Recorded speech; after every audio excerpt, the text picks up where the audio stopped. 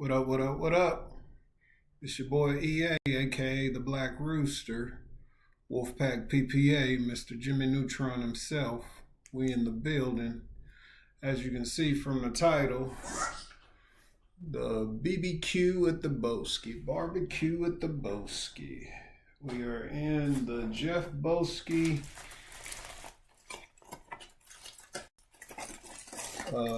second tournament. Started at 5:45.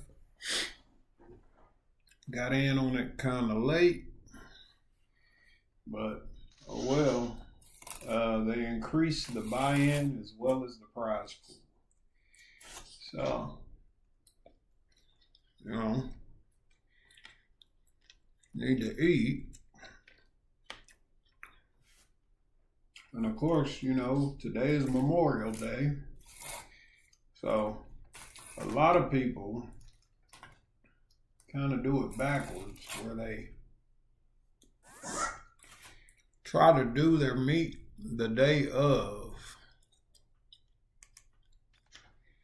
I try to do mine Friday night to Saturday night. I bought a big brisket with a coupon, of course, because I'm the coupon guru. But that brisket, normal price $109. It was a 19.8 pound brisket. I was able to use multiple coupons, got it $41 off. So that's a huge savings, man. I tell anyone, please download these grocery apps, Tom Thumb, Kroger, Albertsons, and look at the coupons for what you're buying. There was literally one coupon for the meat department. If you spend $75 or more, $7 off. Then there was another coupon for the meat. If you spend $25 or more, $5 off. And then the brisket wasn't just brisket, I think it was any beef. Any beef from the meat department. It would knock it down to $3.77 a pound. When beef is like $8 a pound, $7.99 a pound. So to get that price down to that was crazy. I was like, oh yeah, we can't pass on this. We can't let this go. So, an opportunity to see how brisket smokes on the pellet smoker. And of course, it wouldn't be an event unless we avoided catastrophe. Ooh, this is tender, it's falling apart. So I got the point, which is the fatty side. I was cutting the meat, separating it from the fat with my fork. I went to pick it up, it just bloop, fell and broke. But really good stuff, No spectacular seasoning. Use a coupon for just regular seasoning. They have McCormick's seasoning, buy one, get one free. So what I did was the Brazilian steakhouse seasoning. And then there was like a bourbon, some type of bourbon, sweet bourbon, honey, something sweetener. I don't know. But I did a once over with the Brazilian steakhouse, and then went over for the bark with the bourbon. And, we just started at 200, letting it go.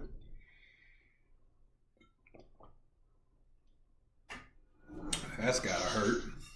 Oh man, the ace queen's winning the whole way, river to jack. That's poker. Shout out to Turn Kings, that's my guy. putting in work. You know what I'm saying? He was in a, I think, $230 buy-in tournament with a 20K guarantee. And he took first place for over 4K, almost 5K. So shout out to him. You know what I mean? He's been killing it. You know, I don't know how he does it. He gets in the tournaments late. He's a late entry, last moment registration. Me, if I'm late, it's because I'm late. It's not intentional. He actually gets in late and has a style he plays for that. This guy has called the whole way down. He probably has a better king than me, but we got to put them all in. If we lose, we just lose. I have a king. I'm not bluffing. He's not snap calling, so he's either got a weak king or pocket queens and just can't believe. Oh my gosh, he heroed it.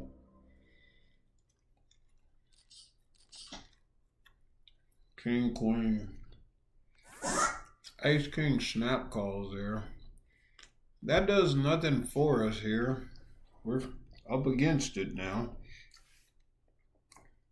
Shout out to the poker site for dealing me that train wreck. I'm playing the rookie hand. You know, a lot of people are like, well, why would you go all in there? I'm out of position. If I check the river, he can bet me up. He can go all in. And I'm forced to call anyway because I've bet so much.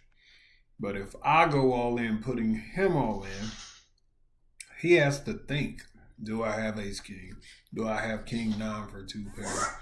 You know, he did take his time before he called.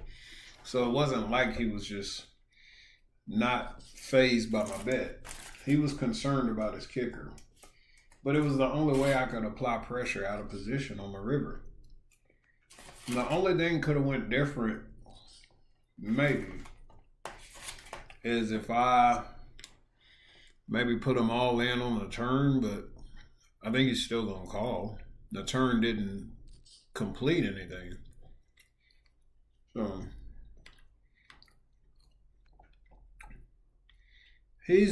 I put him to a decision. He called and he won. He had the better hand. So, but I did make him pause. So the bet did what it was supposed to do partially. It just didn't scare him enough. And then you have to realize all his chips are in the pot. And this is an $11 rebuy tournament. So, you know, if he loses, he can re-enter.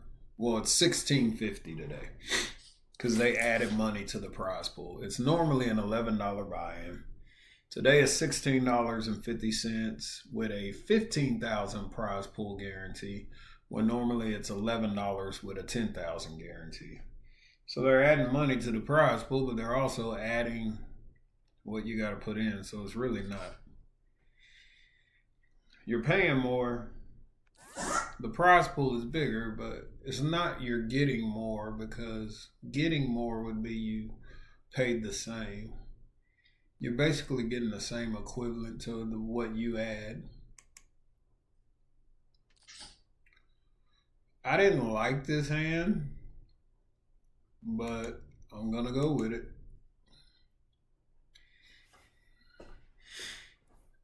It was just double the blinds. You know, I don't like when people do that. It's a nuisance raise. I don't put them on any of these cards. I'm open-ended. So I can catch a 6 or a jack to complete my straight. So I got a deuce. Deuces and sevens. Yeah, we do not want to... Oh, we could have got a jack and still won because he would have just had a pair. So that was a good double up. It worked out. We didn't get the obvious outs, 8 outs. Didn't get there open ended. None of those outs came, but our shitty kicker came through like nobody's business. But I'll take a W, man. I'll take it. It's better than taking an L. Hopefully, we can flop a set. 1-5. Here we go. So there's this thing. Every time I have a medium or small pocket pair, the board always hits one card above or below the card I need. So right now I've got 8s. It hit a 7. If a 7 wasn't there, it would have hit a 9. But it just like never nails my card. It's just so frustrating. Now I do have a spade redraw, but I feel like I can only win with an 8. So we're going to fold. And we're way out of position. We only called just if we could set mine. Yeah, like anyone has a bigger spade than me. So there's no sense in really just going broke. I mean, yeah, you could rebuy, but it's so late you don't want to rebuy. You really want to try to make this one bullet count. We didn't start off good by losing to a better king in the king-queen versus king-jack hand. But who folds top pair? And it's not a great kicker, but it was a decent kicker. Top pair, decent kicker. And he never pushed back. He never showed any aggression back. He played the hand very just cowardly. He never he never showed any strength. He just called.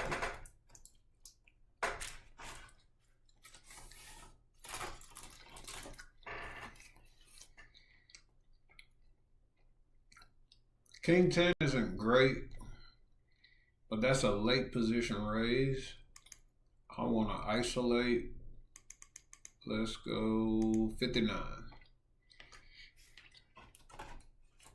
Isolate in position. I don't want to entice anyone to call. This 3-bet makes sure they have something good. If it 4-bets me, it has something real good. Now here I can attempt to take it down if he has kicker issues. My 3-bet represents a stronger ace than what he would just call with. He should be 4-betting. Ace queen, ace king doesn't fold there. So, and if they do fold there, oh well. I don't care. Yeah, sometimes you gotta make these moves. Build your stack back up. Throw in a 3-bet from position. Still a pot on the flop.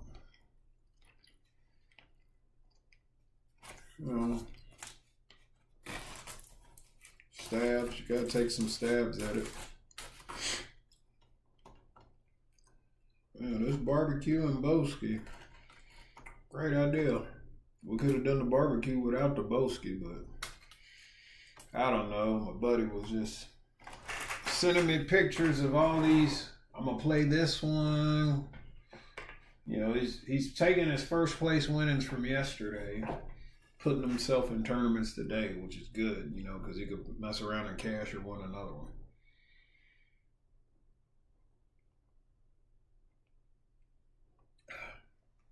Playing on the house's money. I didn't even plan on playing today. And I was like, you know what? Maybe we run good. Yeah, we're late, but if we run good, it's okay. But yeah, went to the gun range today. Had a good time. Pistol red dot is spot on. Perfect 0. Got another pistol I'm shooting with irons. Pretty good with it now. And then also have the CZ Scorpion with the suppressor and the red dot on it. It's zeroed very accurately. Real good groups on it. And then I have my AR. And I really just wanted to do a 10-yard, 50-yard zero, I think it is. Basically, if your aim point is at the tip of my finger and the bullet hits about where this digit line is, that's about 2 inches. So if you set your target at 10 yards, your aiming point is here, but your point of impact is here, then you have a 10-yard zero for 50. It's either 50 or 100. I think it's 50. I'm pretty sure it's 50. You know, and then there's like 36-yard zeros you can do for 100 or 25-yard zeros you can do for 100. But I'm pretty sure it's 50 because that's about where I zero at. I'm not shooting anyone past them. Somebody is a football field away from you. It's kind of hard to explain why you're shooting at them, other than them shooting at you from a football field away, you know, as far as justification. So now I see if you hunt deer, you know, you want to get I think there's it's either a 50-yard zero or a 36-yard zero. It's 36-yard zero because I think the military switched to it. 36-yard zero that is also accurate at 200. And, you know, that's good, you know. Like, because the arc of the bullet going up hits here at 36. Then it continues up. And then when it gets all the way down here at 200, it hits there. So you have 2 points of aim, point of impact. A lot of people don't understand that the bullet travels in a rainbowish arc. You know, pause, no pun intended.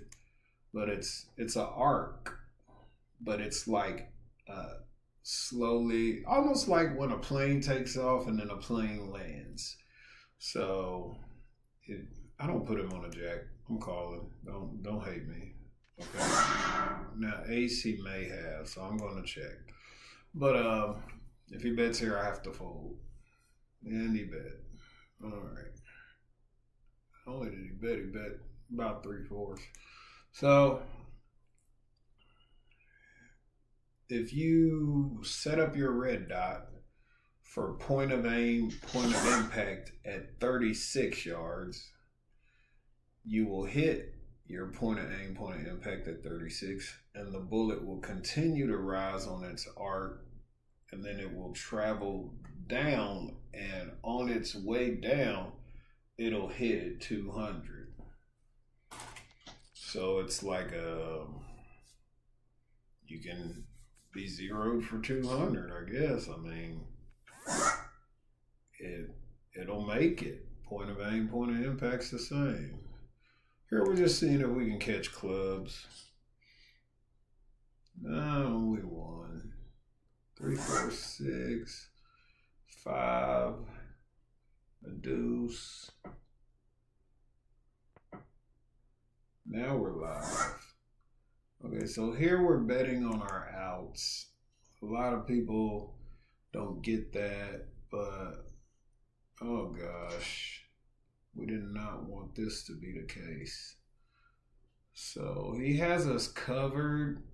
If we get a deuce, we have the wheel. If we get a 7, 3, 4, 5, 6, 7, and if we get a club, so we have 8 plus 9.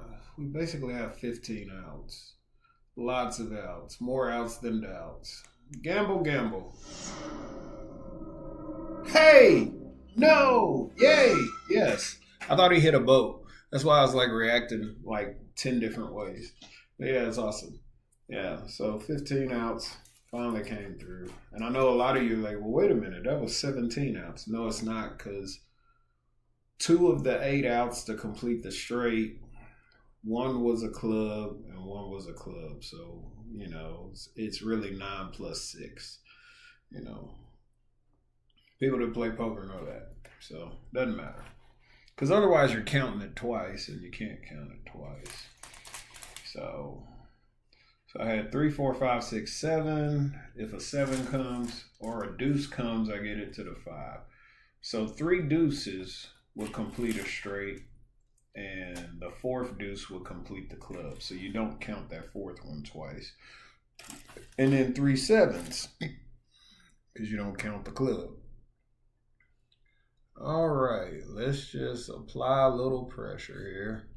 See if we can still the blinds. If he shoves, we call. I said it. If he shoves, we call. We got suited ace. Oh, we're ahead. Oh, yeah, we're ahead. I can live with that. 2 of diamonds. Are you fucking kidding me? They're so wrong. They're so fucking wrong.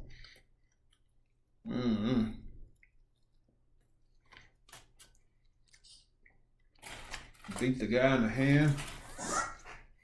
Then when I get them all in, I can't beat them. Like, damn.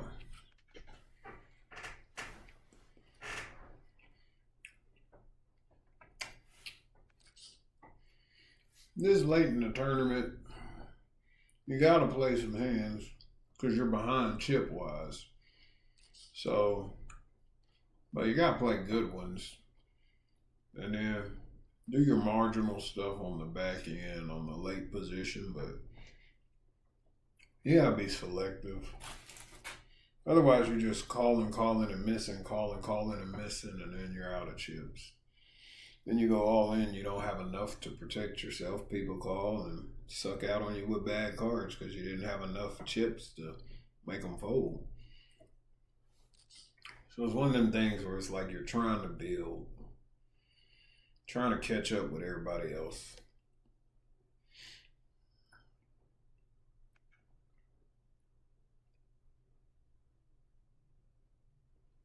So I went to the colony and shot gun range called Rifle Gear. It's awesome indoor range. They have a 100-yard rifle lane with 4 rifle bays, but they also have tons of 25-yard lanes.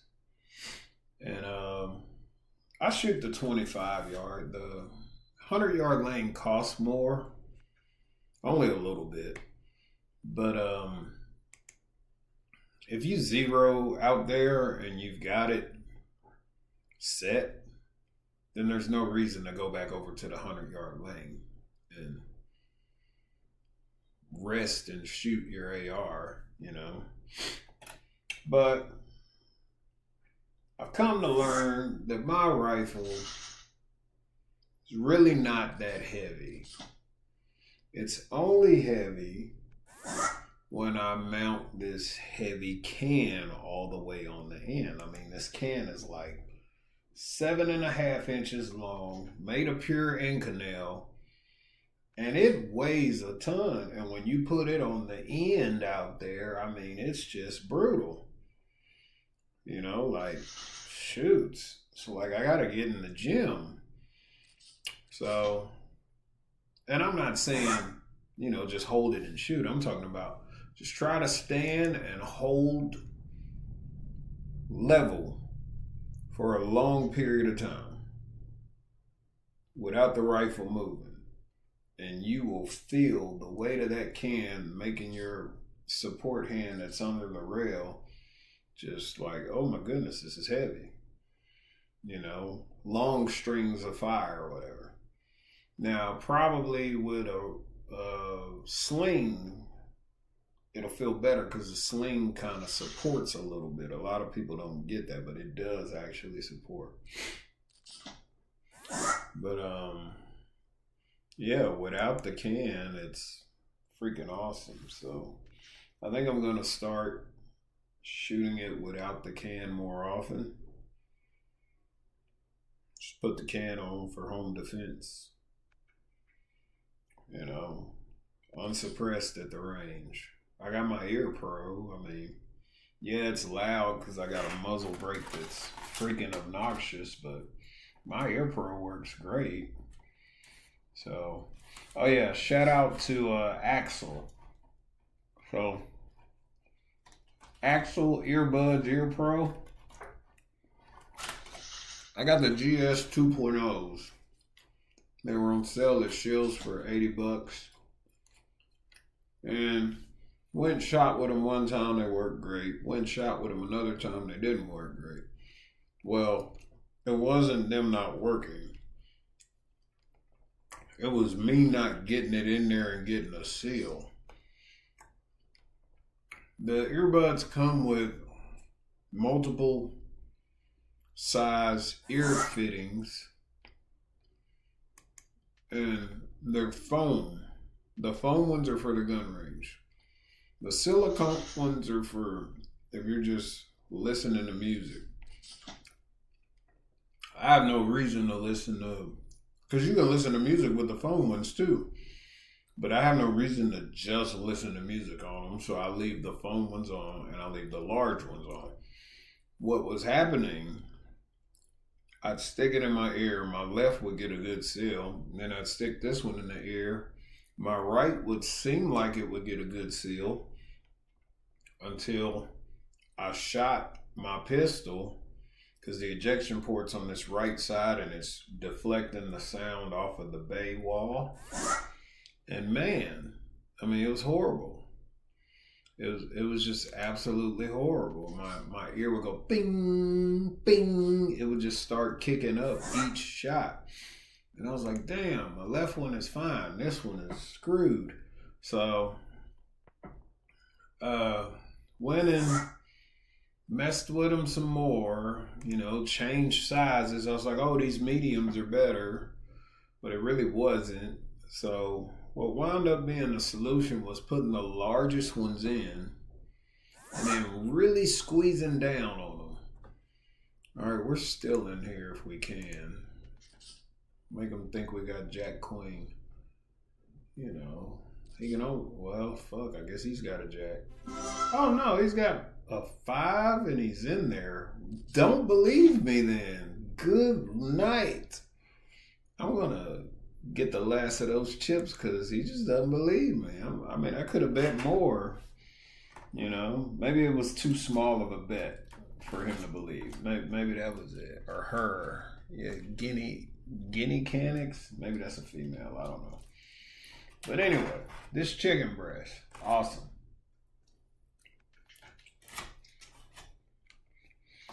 So I smoked 2 chickens. Ate one of them. Of course, fed my dogs. These dogs out here, they love me. And they're always happy to see me. There's always food involved. But anyway, what I did,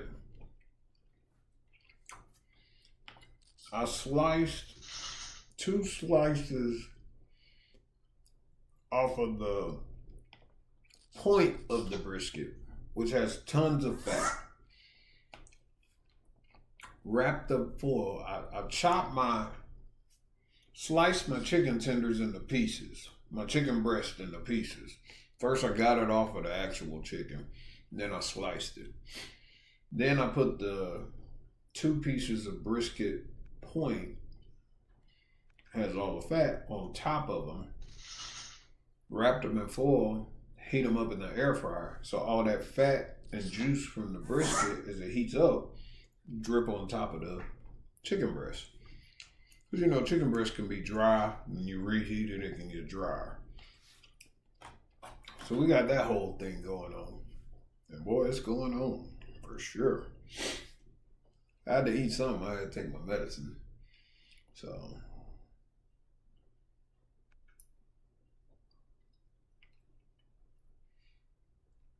but Yeah, it's just been a day hanging out, shooting guns, business as usual. Trying to turn over some leads on something that's gonna be good. Well, it looks like we're on a good old 5 minute break. I'm gonna not end the stream, but I will shut off the camera and the audio. I'm sure you don't want to hear me and watch me eat. Or maybe you do. Maybe you're into that. But I'm not. So no, we won't be doing any of that. If I can just find the camera, video capture, there we go.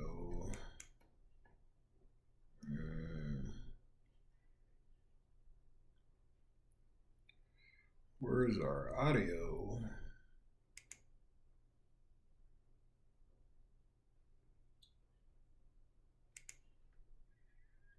It looks like, I don't know why it's running on the DJI mic headset for the audio.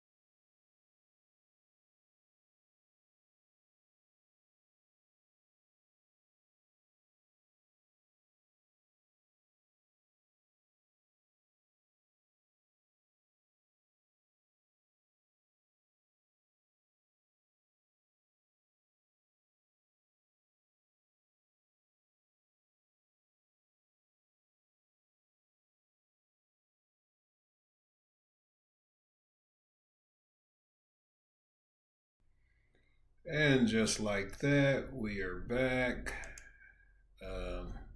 Didn't realize that our action was on us, but we're back now. I hate when that thing times out the time bank because then you don't have any more time bank. So it's like you gotta be here looking at your hands. And it's like, damn, I was on break though. Can't you just like restart the time bank again? Like it just I'm gonna have a zero time bank, I guess, the rest of the tournament, or maybe it's just till the next break. I don't really know. Let's see, my time bank is zero, so I have to act when it's on me. You get a little bit of time when it's on you, but the additional time bank is gone. And of course, we're buffering. Goodness, what is that? Welcome to the shit show starring us. Not only did we have time bank issues, now we have spotty internet, I guess. Be nice if I could see my cards and check or do something. I just want to fold, but it keeps circle of death. Is this thing hot? It's warm, but it's not hot. It shouldn't be. Oh man, it's timing me out. Come on. Maybe it is hot. Let's see here. Forgive me for the fan noise. So sometimes if the processor is working really hard, it can cause this very thin little laptop to get hot, but I don't think that's the case. I think we are having some other issues. Yeah, our battery's not even connected or charging, which is weird. Power strips on. Let me see what's going on with our charging situation here. We should be charging.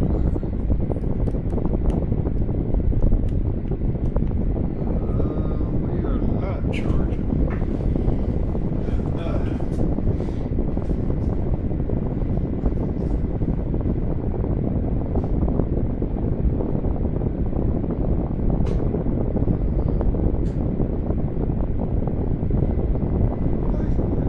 There it is.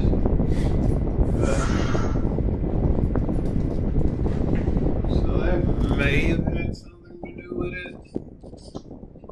Like, sometimes if you leave your charging plug plugged up, it'll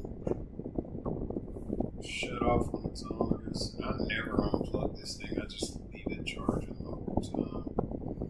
Because I never run it without the charger because I normally play long tournaments. Okay, we're not in position. We don't have good cards. We're suited. We're probably not going to be able to steal. But you know what?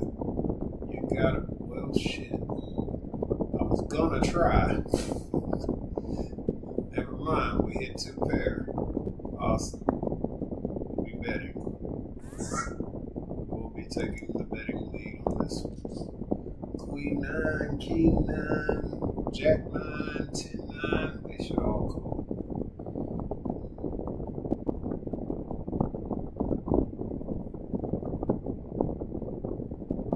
What's with the dilemma? What the hell is he doing? Yeah, like me from the break, he gotta use a time bank. There you go. Hurry up and get out the way, man. In the street. Cars are coming by. Get out of the way.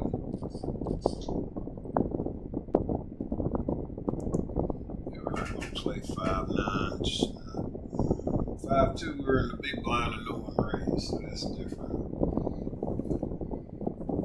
We planned on raising because it was suited.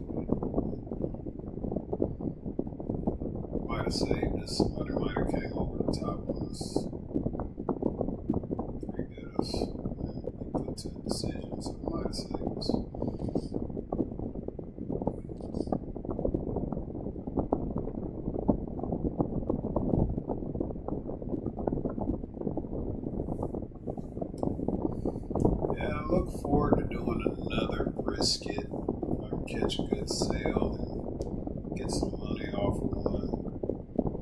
I want to wrap it and put it in like a cooler for the rest period. They say that is a key thing. I've done that before with one I did last year, but it was just, that one last year was a train wreck.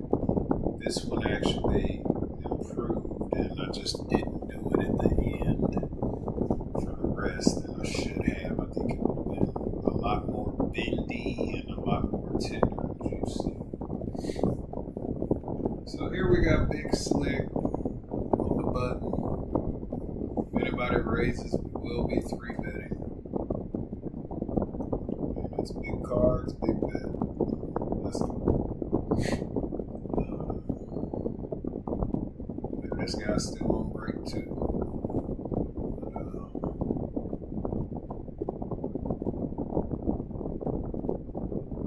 Eventually we'll get there Monday this week.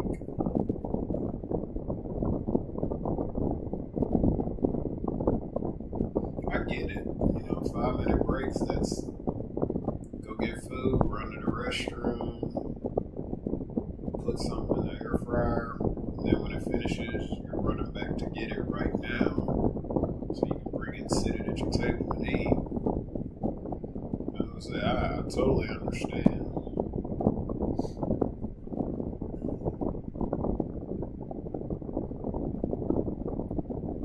I'm not a huge fan of the flat of the brisket, the lean. A lot of people are. It has less fat, so it's like not as juicy, and you know what I mean. But it can still be good, But it's not the same as the point. It's totally different. Two totally different sections.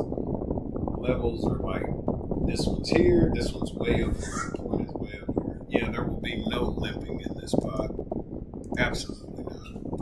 No. You can throw them all in there. I'll call you, buddy. Limping is for people with weak hands, and I'm not one of those people. So, you decide.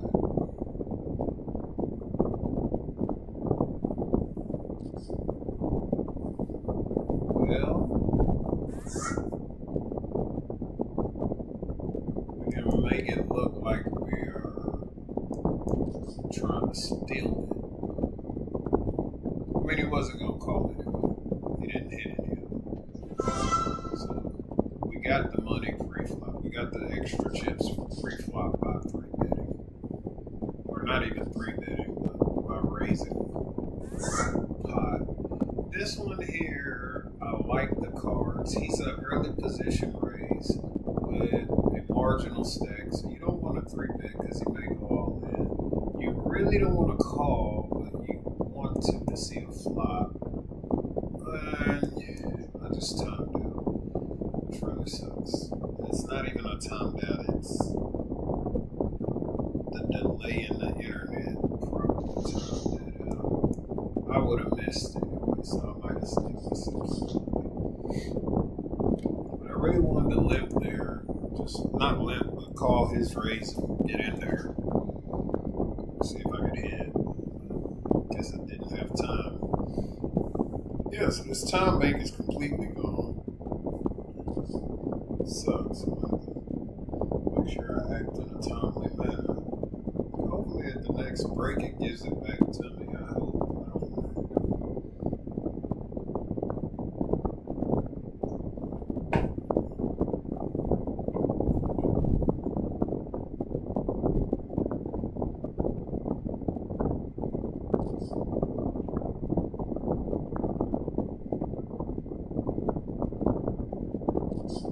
I looked severely crazy a while ago just swishing that water around.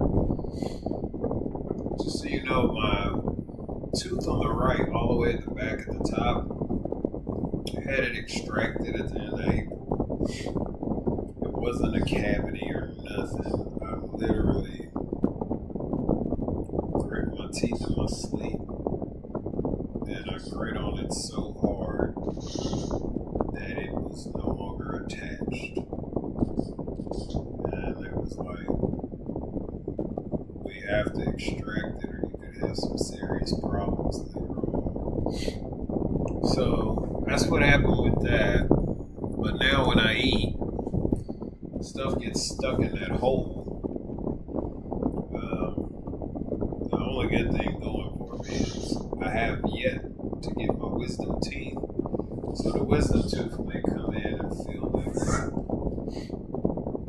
You know, it's just when they give me these small, medium pocket pairs out of position, it never works out. I know people see them like, ooh, when your eyes light up, but then the glow goes away when you lose a huge pot. Your eyes are dim as hell and you're dead.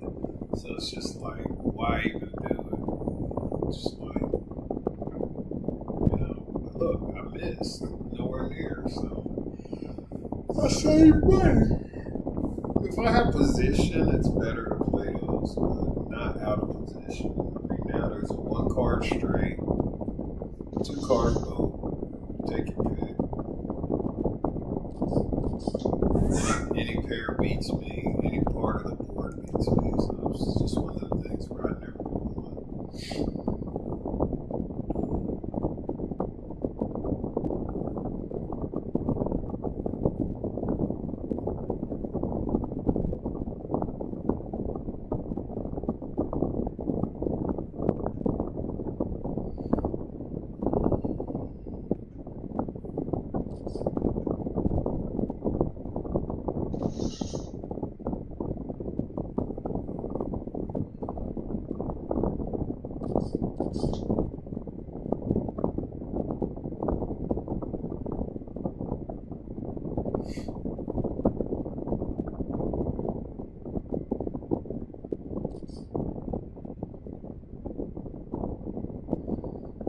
Really dislike the min raise, the nuisance raise, whatever you call it. So annoying.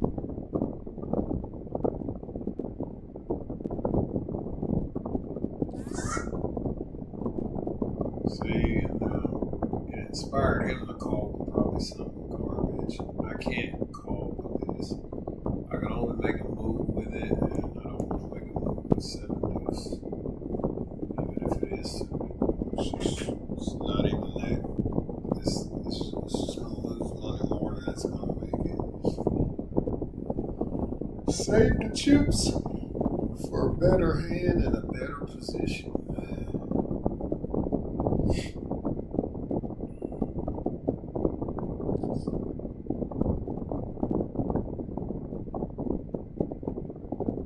You know, it'd be nice to win this.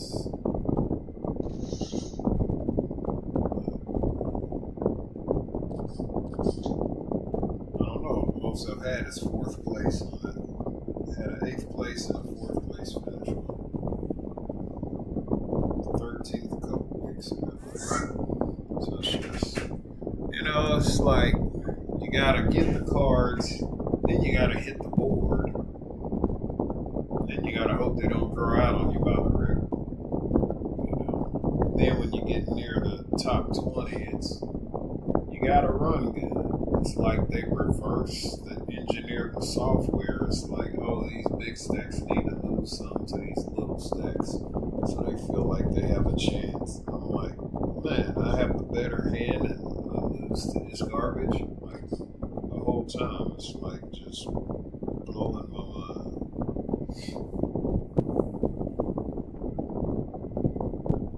I've seen people accumulate massive chip stacks and then it just all goes south. So as you get down to 20 or less players, it's like they just start giving your stack away. You wind up getting like 12th place, 15th place, 10th place. When you were first in chips with 20 to go, it's just so insane. Even at final table, I mean, it could just run bad. Like, good cards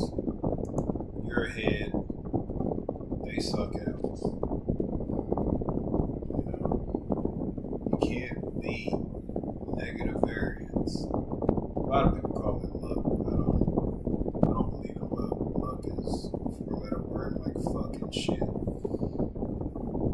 Believe in luck, you get fucked, and afterwards you feel like shit. But a lot of people that gamble are, they're luck based, luck oriented, whatever the hell you want to call it. They really believe in that whole luck thing.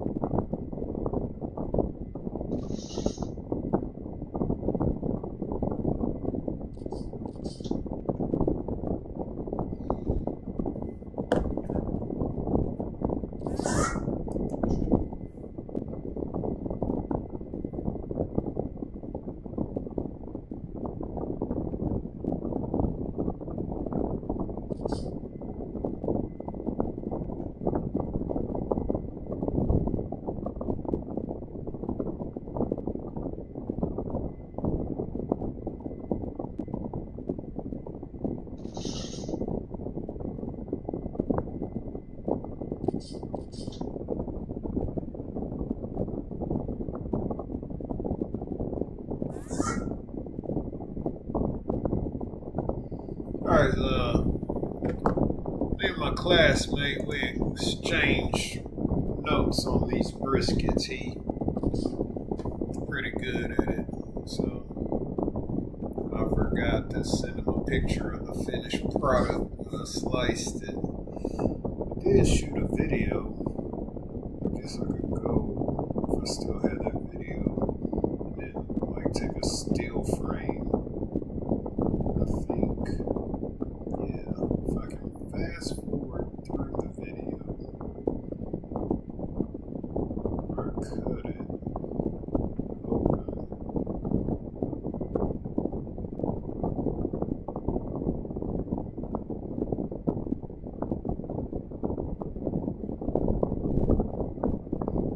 There it is.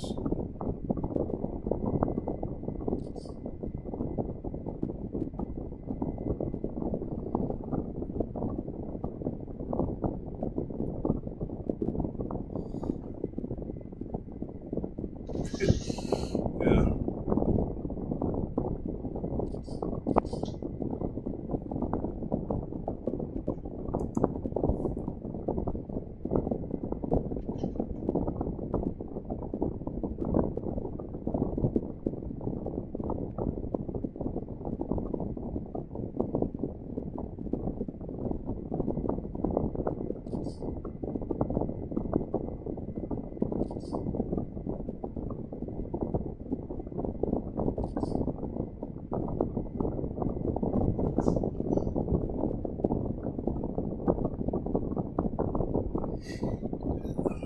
There we go.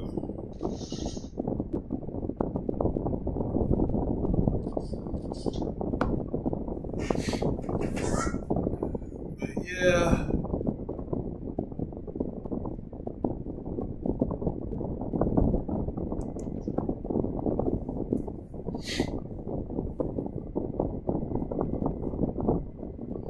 Briskets do take a long time to smoke, but with a pellet smoker, it's okay because you can get a huge bag of pellets way cheaper than you can charcoal, lighter fluid, firewood.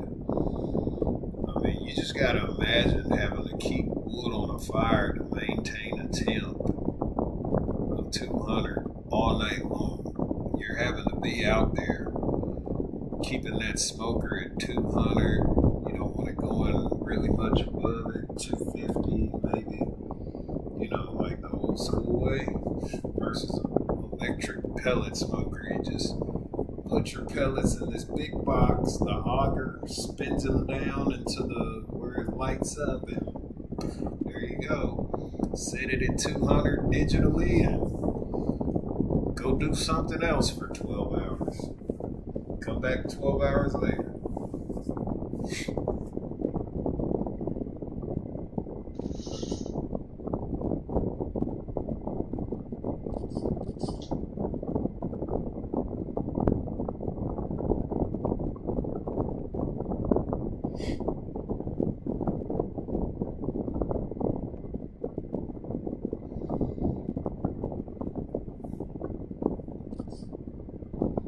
I can't call it.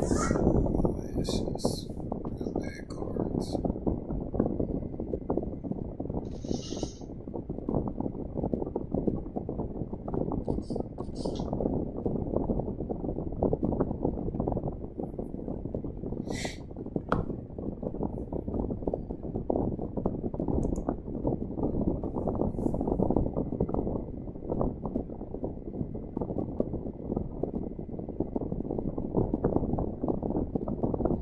Yeah. Sometime after I eat, I get sleepy, so I'm a little less talkative. Man, that food is good. And shoot, I still got 2 pieces of lean under here. So I got 2 air fryer baskets. So in one, I had the sliced chicken breast, little pieces, and I put the 2 pieces of the point, the fatty side, the brisket on top of it, so the fat would drip down. Then in the other air fryer basket, I had 2 pieces of the lean from the flat, and I had a leg quarter and a wing. I sat on top of it, so when it heats up, that dark meat, the juice will run down on top of that. You know, because the lean is not as juicy.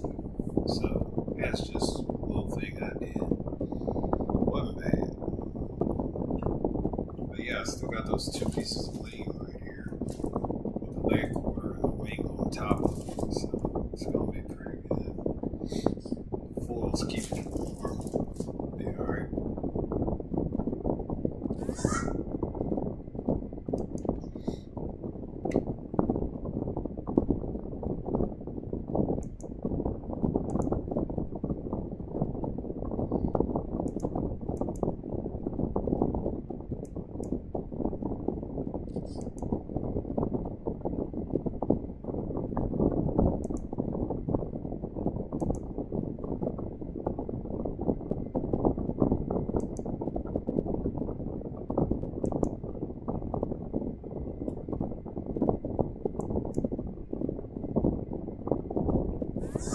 Another easy fold.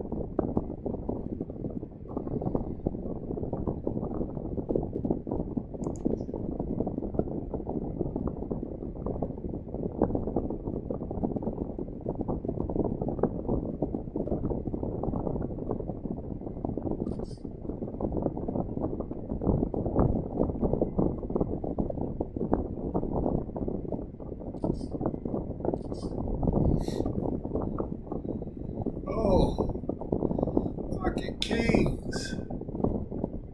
Are they gonna hold? Oh my gosh. That's what I'm talking about. You got the best hand, and then the worst hand gets you. I mean, it's just so brutal. like you wait and you build up your chips and you get to that spot and you 3-bet, 4-bet, and you get it all in and you're like, oh, I'm ahead. You know, he's only got one over, 3 outs. All I got to do is fade 3 outs over 5 cards. And really, really, dude, like, just like, what the hell was all that for? You know, just insane. Just like, I worked so hard, I built this chip stack, I get the good cards that are a higher percentage to win than your lower percentage, and this is what happens to me. It's just so.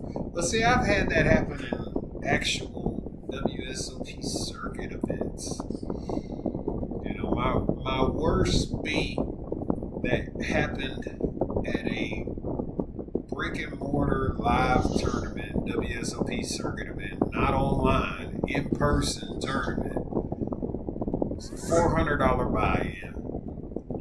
This is when I first started playing these events, and I wasn't very good. I never would even make it to the first break, just to let you know how far along I've come. And I'd get there when they start, and I'd never even make it to the first break. So this is, we're about to go on break. I'm in the big blind, and I have 5-10 offsuit. And 2 guys just call. And I think the button or the small blind called. I can't remember which. Either way, flop comes 5-10-5. I flop 5s full of 10s. I'm so excited to check so I can check raise somebody. Well, the guy in the under the gun +1 bets, and the other guy that was at the button or small blind folds. I call, and the guy that's under the gun calls. Turn is a 9. So I'm like, okay, somebody may be on a straight draw, 9-10, Jack Queen. But either way, if they get there, my full house still wins. So I'm not really, I'm like, I'm going to check. I'm going to rope-a-dope till the river, and then I'm going to shove it in on the river and win with my full house.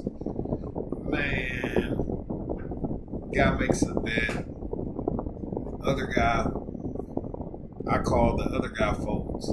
So now we're heads up. River is a 9. So now we got a double paired up board. It's paired up with 5s, paired up with 9s. I have 5s full of 10s. So I was like, man, I check. The guy puts me all in. And I'm like, well, he could have trip 9s. He could have a missed straight draw. I mean, he's been betting since the flop. I don't put him on pocket 10s because he didn't 3-bet, he didn't raise. There was no raise, it was a limp pot. And I'm like, man, this is right before the break. This is so messed up if I lose. This is going to cost me all my chips. So I call. And he had a 9,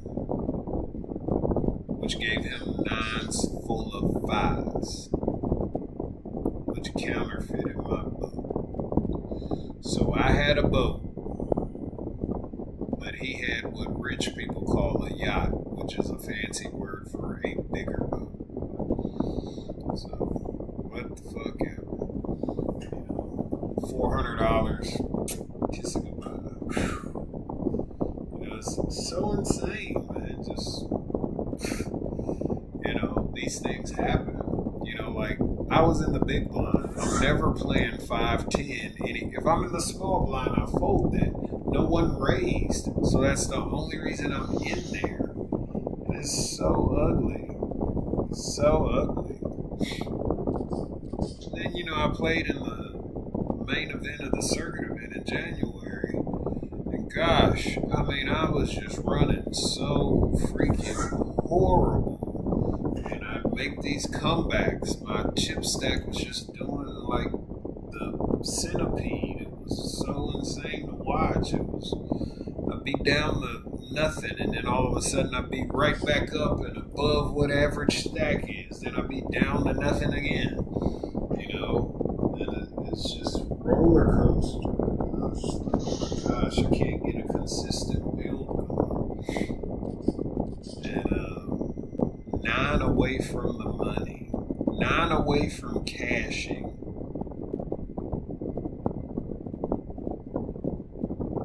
Just couldn't get there no more.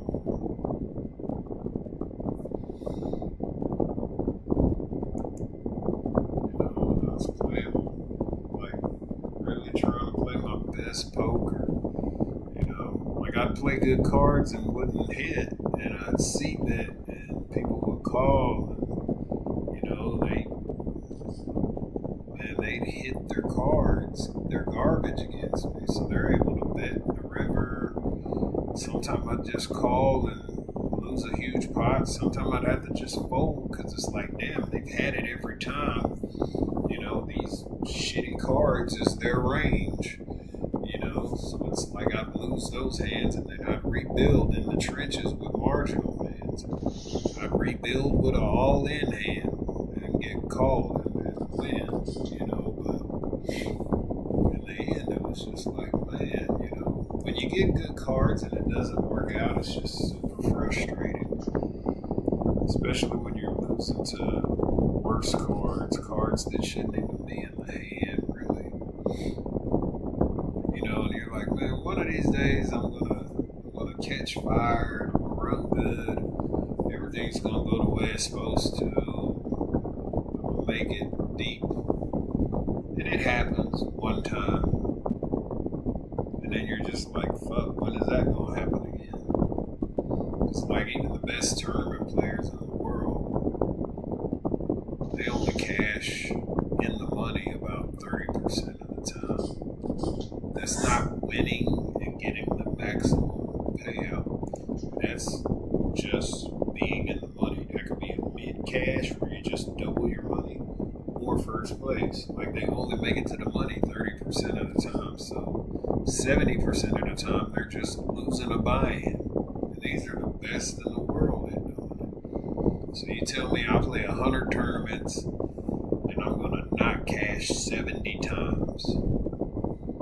It's like the only thing you can do is play cheap tournaments online where 100 tournaments don't cost you that much. And then when you cash in that 30%, hopefully it's in the top 3 where the big money is. Play the cheapest tournaments online you can afford. Because, if you're running around playing these circuit events, $400 buy-in, $600 buy-in, main event $1,700. You can't play 100 of those and not hit. Shoot. Unless you just got it like that. I can't. I need to win one. I need to cash in a big one immediately. And then have a bankroll to play from there. Some people say save a bankroll and use bankroll management rules. All this shit. And they may be right. But it's like, what do you do if you don't have that disposable cash to make the bankroll? Then you gotta take what you got, go play cash and try to win, or put some online and try to play a cheap tournament and win to get you a bankroll built up. That's your only options. You go play 1, 2, and 2, 5 at the casino, a couple $100 from your paycheck, and try to win a lot back to back to back to back. Or you get online here and play an $11 tournament, take first place, $2,900, then put yourself in a bigger tournament and try to win that, and a bigger one. You just gotta try the cheapest platform. I guess play at the cheapest platform you can afford with the biggest prize pool. Because playing at the casino, those tournaments are $100 $100 and up, but over here you can pay $100 and be in a big old tournament. You know, they have all kinds of tournaments with huge prize pools. Yeah, they're hard to win, but shit, who gives a shit? At least it ain't costing you $400 a while. You know,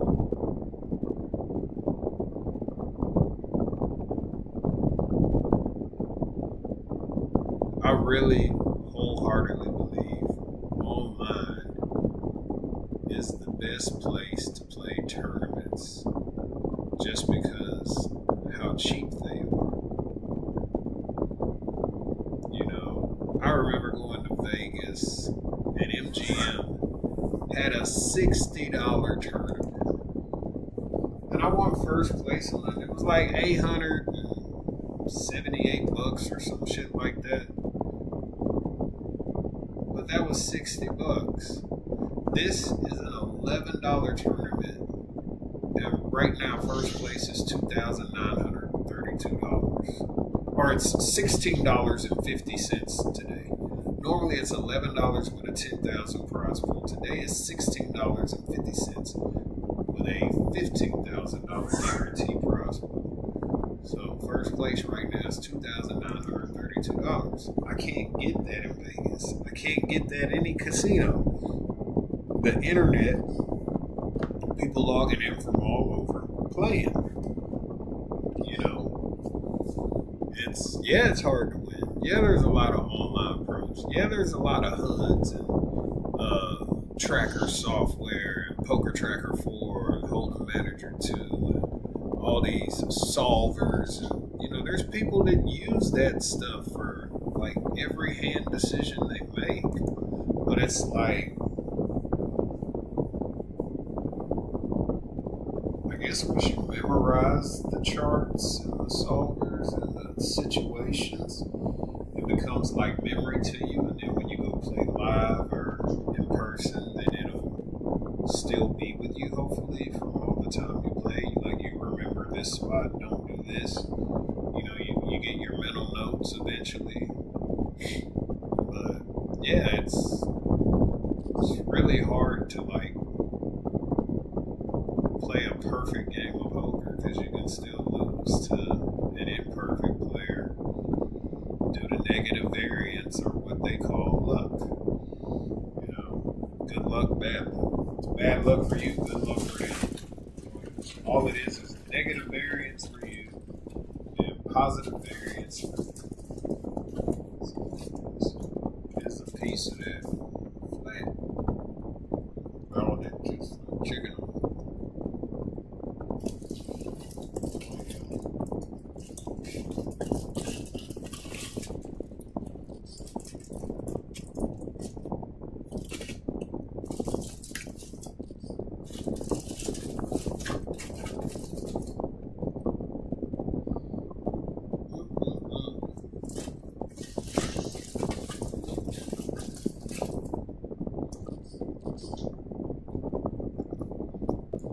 That well eat, I ain't catching no damn hands. Shit.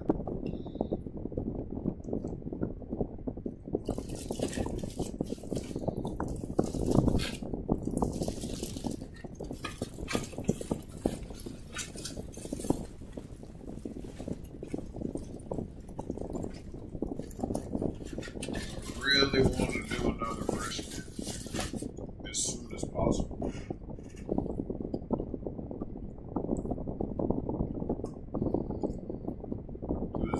You know, there's like specialty seasonings and shit you can get that are really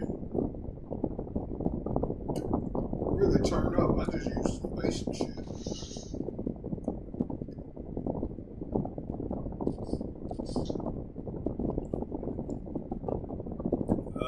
Forgive me. Gotta go wipe my hands. That juice is everywhere. The juice is loose.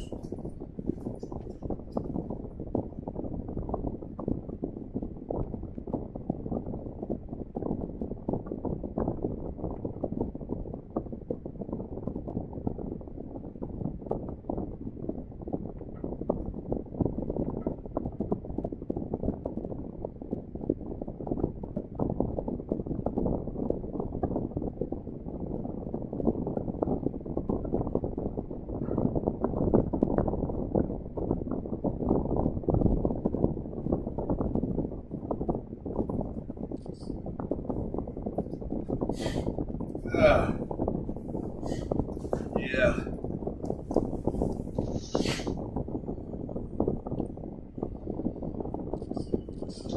It doesn't rain too much. I want to go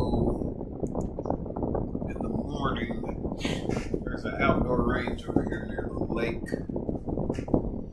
I accidentally purchased some PMC X-Tac green tip ammo. You cannot shoot those at indoor ranges. So I'm going to go to this outdoor range that has a berm and go ahead and shoot that ammo. I got 60 rounds of it. So set up a target. Just go out there and shoot it out. It'll be low. The point of impact will be low because the heavier bullet. It's a 0 set with 55 grain normal FMJ. So just, I think it's like 72, 62 grain. I don't know.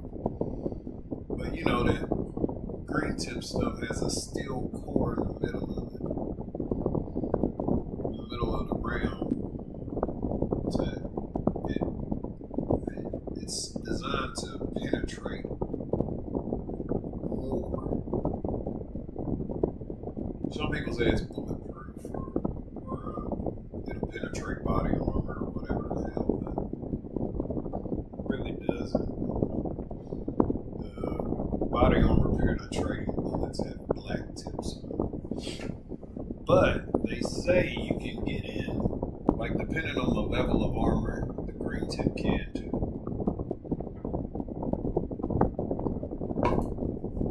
I'm not into that shit. You know, bullets kill. Can't put a damn bulletproof vest on your head. I guess a bulletproof helmet or some shit. I don't know. So, I think I just got moved to another table. That's just splendid. Now I gotta figure these guys out.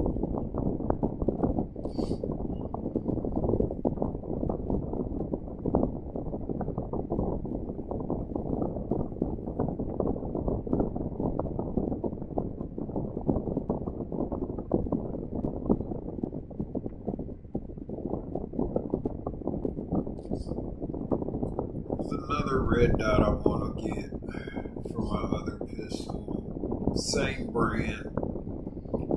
CV Life. It's a really good red dot for a lot less money. Multi-reticle.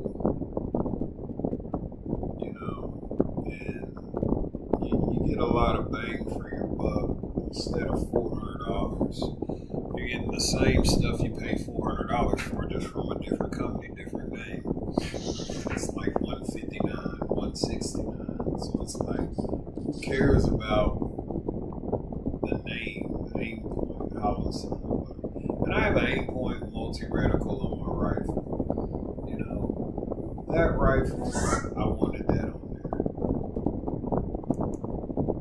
Now I could have, went with CV Life and still zeroed and been just the same.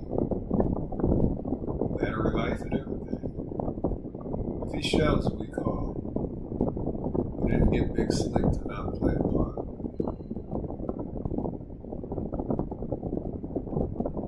Alright, act right then. So I think 3,500 is the blind. He just limped.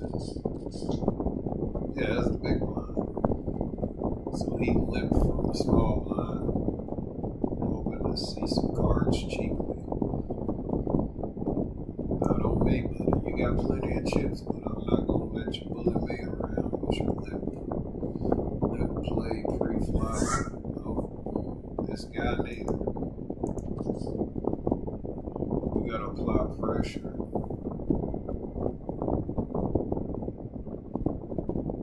We got to make these guys think.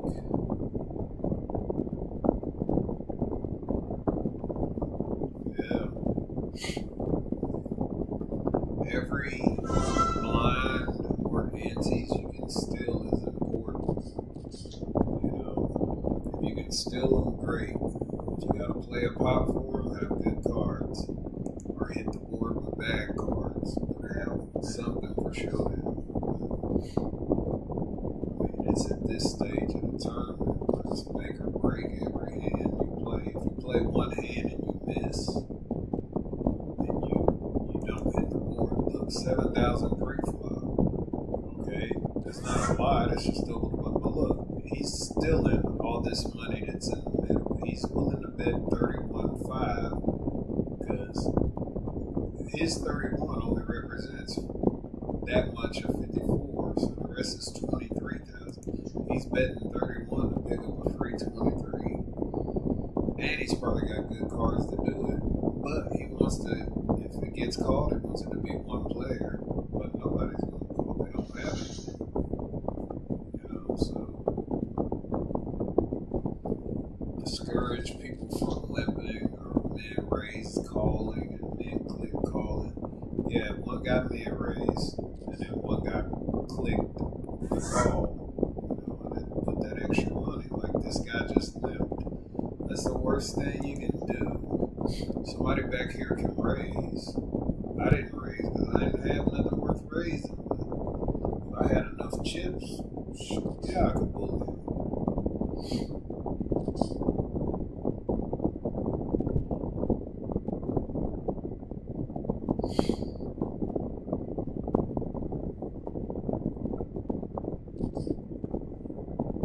You should fold there.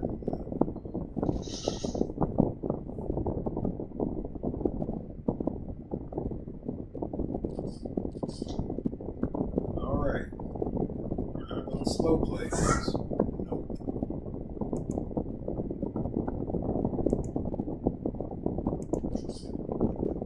We're not going to bullshit with these cards.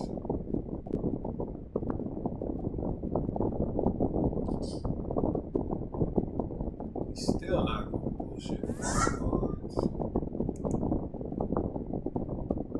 We're just letting the time tick before we click the bet. This represent half of his stack, so we're going to go 19. We're trying to get a call there. That's why I bet 19. So 29. And mosquito. Try to get one of those door things again. Magnetic door thing. Walk through the middle and then the magnets click back. Great little invention.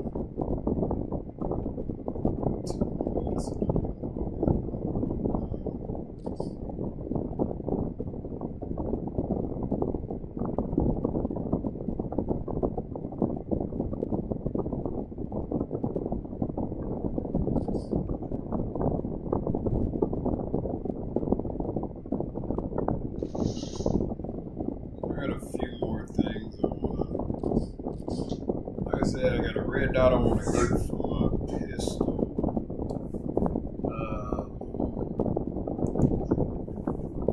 Thought about getting a CV Life. They have a multi-reticle red dot for rifles with a 3x magnifier behind it. So I thought about getting that and putting that on the Scorpion. Because I have like just the normal hollow sun dot only. And this would be dot and circle, or just circle. And, you know, just being able to do that, I like that better. Then I can sell the hollow sun that's on there and get most of the money back that I pay for the CV Life. The 3x magnifier I can put on my rifle behind the aim point. Because magnifiers really don't matter. They really, the thing that matters is the red dot that you have in front of it, the quality of it. Because all it's going to do is magnify your shitty red dot or your really good red dot. That's all it is. It's just a magnifying glass and a telescope. So it's not this 3x magnifier is better than this one, or this one's maybe. They're all magnifiers. It's just 3x, 5x, 6x, 4x.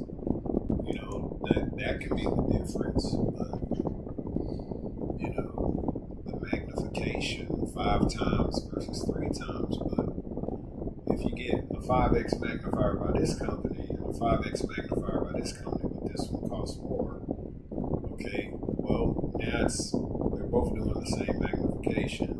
They're both magnifying your red dot. Is the difference in price because of the type of mount? Because there are some mounts that cost more that are awesome. So I get that. They got this new one that Unity makes. But there's a clone, so I love it. I love it when these overseas companies come out with a clone version of these Unity or anything, and it works. It works. All you're trying to do is get a lookalike and get the same thing done. So, oh shit, we're on break again. Well, I've talked about risers and magnifiers and red dots and all kinds of jazz. I will see you guys in 5 minutes. Hopefully I get back in time.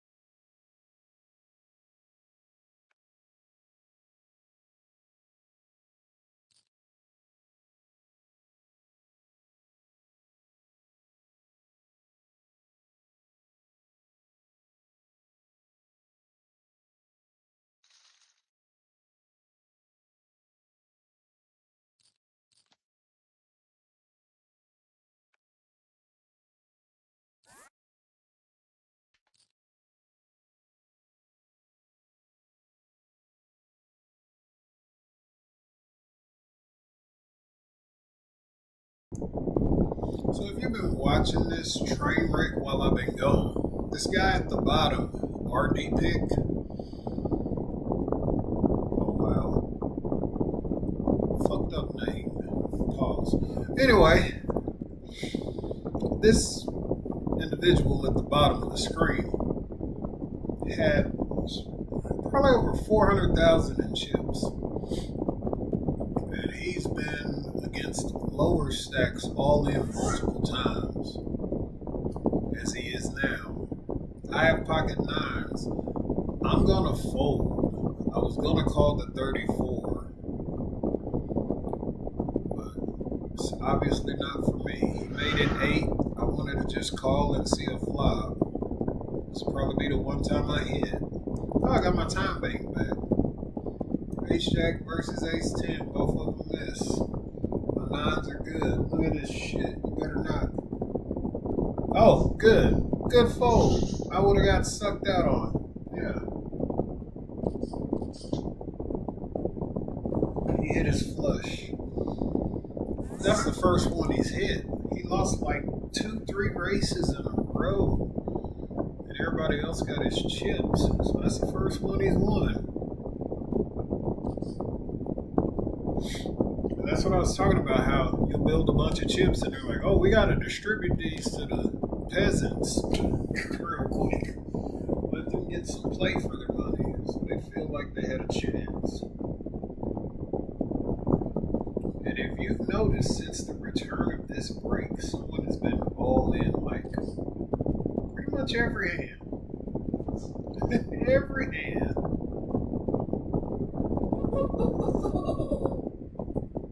I do not like that emoji. I don't like the way he laughs. I don't. They need a better laugh audio for that one. Their laugh audio just, it's not manly enough for me. He threw poo at him. Oh, he rebought. They got the same table. What are the odds of that?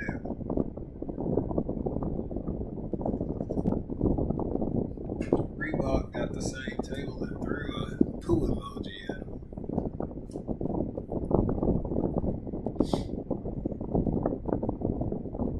I don't know how much rebound we got left. What level are we on? Let me see. Oh hell. Gotta hit that again. It's not showing up.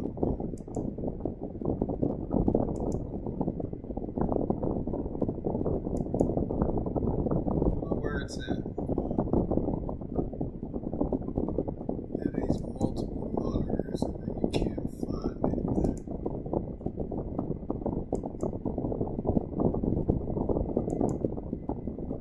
Okay, we got that one to show up down here, but this other one's not showing up. Which is weird. The main home screen shows up, but the lobby one doesn't show up down here.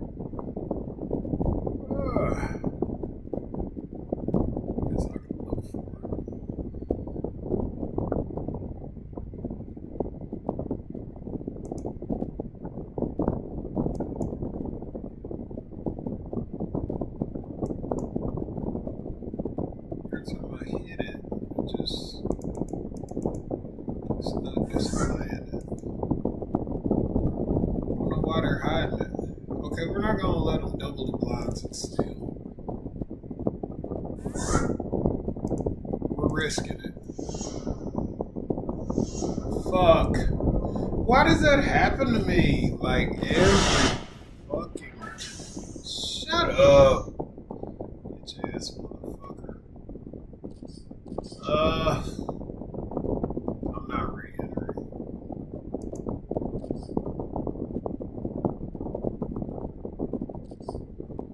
No, I don't want to continue watching the fucking tape. See if I can find something else to play.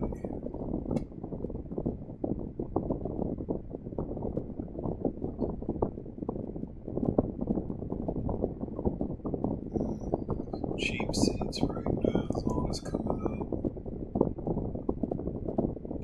It's just late at night, no big guarantee.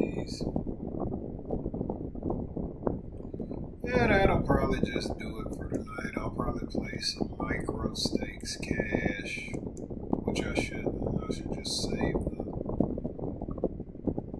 ammo for another tournament buy-in, which is what I'm going to try to convince myself to do. Go play Xbox, which I never play, but I'm going to try to start to play a little more often and just a distraction tool. I actually call my Xbox the Tilt Master. Just for moments like this, forcing me not to stay and play online and keep going and lose and lose. Go lose at a video game. It's not costing you any money. Because I suck at video games too. Anyway, this is EA the Black Rooster. Thank you for watching. Take care of yourselves. Happy Memorial Day. Love, peace, and chicken grease. And may all